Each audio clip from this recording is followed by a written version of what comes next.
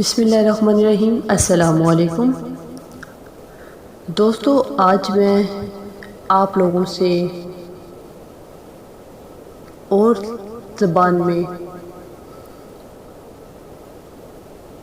Video share کرنا چاہوں گی۔ آج میں اپنی مادری زبان یعنی رانگڑی، راجپوت، ہریانوی زبان،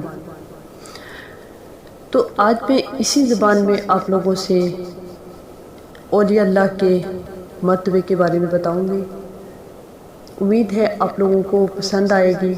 اگر میری ویڈیو پسند آئے تو مجھے سپورٹ ضرور کیجیے گا، مجھے بتائیے گا کہ آپ لوگوں کو میرا یہ انداز، بولنے کا انداز کیسا لگا۔ تو شروع کرتی ہوں۔ اولیاء اللہ اور ان کے مرتبے۔ اولیاء اللہ کے 3 مرتبے ہیں۔ پہلے نمبر پہ آوے ہے سالک، دوسرے نمبر پہ مجوب اور تیسرے نمبر پہ قلندر۔ تو سب سے پہلے ولایت کے مقام پہ فائز ہوئے ہیں ایک مشترک لفظ ولی، ان سب کے لیے بولا جاوے ہے۔ ان میں ہر درویش نے اپنے انداز سے بیان کیا ہے۔ ان میں سے بعض ظاہری کام پر تعینات ہوئے ہیں، بعض صرف باطنی کام کے لیے چھوڑ دیے جاوے ہیں۔ یہ سب اللہ کے دوست ہیں۔ لیکن سب سے پہلے سالک آوے ہے۔ سالک کا مطلب ہے راہ سلوک میں رہ کر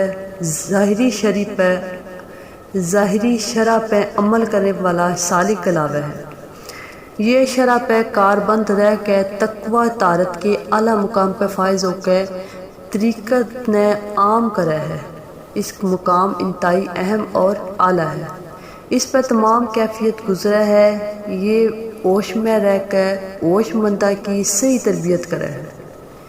اس کا سلسلہ ہوئے ہے، مریدین ہوئے ہیں، عوام الناس رجوع کرے ہیں، اور شریعت اور طریقت کی میں خانہ سے پلائی جاوے ہے۔ سلسلے کا معنی اللہ والوں کی صحبت میں بیٹھ کے ان کی تباہ کر کے اللہ کے راستے کا پتہ چلاوے ہے۔ دوسرے نمبر پہ مجوب ہے۔ مجوب کا مطلب ہے جذب شدہ، اللہ کی محبت میں جذب ہونا۔ اللہ کی محبت میں جذب شدہ ایسا اللہ کا دوست جو اپنی ذات کی نفی کر کے اس اللہ کی ذات میں گم ہو گیا ہو۔ اس پہ ظاہری شرع ساقط ہو جاوے ہے، کیونکہ شریعت ہوش مند پہ لاگو ہوئے ہے۔ یہ ظاہری اعتبار سے بے ہوش ہوئے ہے۔ مجوب کا سلسلہ نہیں ہوندہ، نہ مریدین یہ اپنی باطنی اسرار و رموز میں موہ مست روے ہے جو اللہ کی طرف سے عطا کردہ ہوئے ہیں۔ مجوب مانگنے والا نہیں ہوندہ، نہ کدے اپنی خواہش نفس سے مانگدہ۔ ایک سے لے کے دوسرے نے بتا دے وہ ہے۔ اس طرح کسی کے پاس زیادہ سفر نہ ہو تو مجوب نے کسی ایک سے لے لیا، اور جس کے پاس زیادہ سفر نہ تھا اس سے دے دیا۔ ان کا ہر عمل، ہر حرکت، ہر ادا مصلحت سے بھرپور ہوئے ہے۔ ہر بات کے پیچھے کوئی تمثیل ہوئے ہے۔ بعض اوقات غیر متوقع بات کر دے گا، کسی نے گالی دے دے گا، مگر ہر بات کسی مصلحت کے بنا پہ ہوئے ہے۔ تو یہ مجوب کی نشانی ہے۔ تیسرے نمبر پہ آوے قلندر۔ سالک اور مجوب دونوں کے مزاج اور کیفیت کا حامل ہوئے ہیں۔ سلوک اور مجوب کا مجتمع ہو جانا، دونوں کی خصوصیات کا کسی میں مل جانا، قلندریت کا حامل ہو دینا۔ قلندر پہ جذب غالب ہو تو کیفیت اور ہوئے ہے، ہوش غالب ہو تو کیفیت اور ہوئے ہے۔ یہ کدے باہوش اور کدے بے ہوش ہوئے ہے۔ دونوں طرح کی عطائیں اس پہ ہوئے ہیں۔ قلندر کا ایک معنی دین و دنیا سے آزاد بھی لیا جاتا ہے کہ بعض اوقات جذب کی کیفیت غالب آ گئی ہو تو اہل ظاہر کے نزدیک بے ہوش اور دین و دنیا سے آزاد ہے۔ قلندر کی سب سے بڑی پہچان یہ ہے وہ ہر وقت تفکر و مراقبہ میں رہے ہے۔ کلندر نے دنیا کی وضع رسوم کی پرواہ نہیں ہوندی، یعنی کہ کلندر نے دنیا کی رسم و رواج کی پرواہ نہیں ہوندی۔ اس کا دل صاف اور سادہ ہوا ہے۔ اس کا آرزو ہوتی ہے کہ خدا، اس کی آرزو صرف یہ ہوئے کہ خدا سے تعلق قائم کر کے باقی سب نے ترک کر دے۔ مفلس کے واسطے تو نگر کے لیے ہے، کونین کی ہر شے تو کلندر کے لیے ہے۔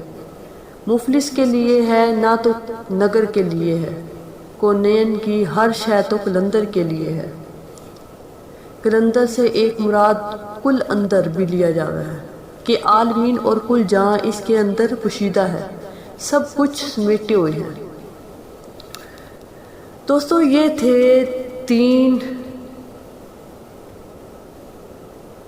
اولیاء اللہ کے مرتبے جو میں نے تمہارے سامنے بیان کرے۔ میں نے امید ہے آپ سب نے پسند آئے ہوں گے۔ اگر پسند آئے تو لائک ضرور کر دیے اور اپنے تمام بہن بھائیوں نے شیئر کرو، اپنی زبان نے فروغ دیو۔ اگر میری زبان کا یہ